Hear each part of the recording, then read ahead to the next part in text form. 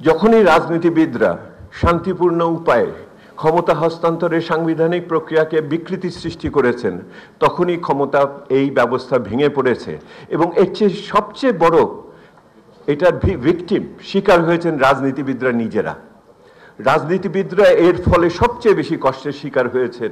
সেটা আপনি এরশাদ পরবর্তী কথা বলেন, 111 বলেন, যে কষ্টের কথা বলবো, এমনকি শেখ হাসিনা এবং তার উত্তরে রাজনীতিবিদরাই কিন্তু এর জন্য সবচেয়ে বেশি ভিকটিম, এটার ফলাফলের শিকার হয়। বর্তমান সরকার যে যাবেন, তারা যে কাজকর্মগুলো করেছেন, আগামী সরকার সেইগুলোকে সম্পূর্ণভাবে বৈধতা দিবে কি না এই বিষয় কিন্তু এখনো সামনে রয়ে গেছে, বিশেষ করে সংস্কার এবং ইত্যাদির বিষয়ে। সেহেতু যে কোনো অন্তর্বর্তীকালীন সরকার, যে কোনো তত্ত্বাবধায়ক সরকার সর্বদা তার নিষ্ক্রমণ পদ্ধতি সম্বন্ধে চিন্তা করা উচিত।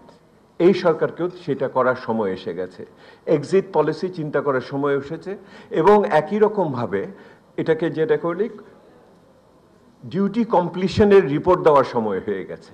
অর্থাৎ ওনারা এন্ড অফ টাস্ক রিপোর্ট লাগবে, অর্থাৎ ওনার এই মুহূর্তে উনি আর যেটুকু সময় আছে এর ভিতর দিয়ে কি অর্জন করে বের হয়ে যেতে চান সেইটা ওনাদের এখন বলার সময় এসেছে, কোনো একটা জাতির উদ্দেশ্যে ভাষণের ভিতর দিয়ে। এটা তো শুধু নির্বাচনের তারিখ নিয়ে আমরা যে চিন্তিত সেটা না, কি কি আকাঙ্ক্ষা নিয়ে এই সরকারকে আমরা নিয়ে এসেছিলাম সেইটা সমাপনের ক্ষেত্রে কি কি করে যাচ্ছেন এবং কি কি আগামী সরকারের জন্য রেখে যাচ্ছেন, এই স্বচ্ছ বক্তব্য একটা এটা এক্সিট টাস্ক আমরা রিপোর্ট যেটাকে বলি করার এটা সময় এসে গেছে। আমি শেষ করে যেটা বলতে চাই, শেষ বিচারে আমার অন্তর্বর্তীকালীন সরকারের মূল অভিভাবক হলো রাজনীতিবিদরা। যদি রাজনীতিবিদরাও এই প্রক্রিয়াকে ঠিক রাখতে না চান তাহলে কেউ ঠিক রাখতে পারবে না।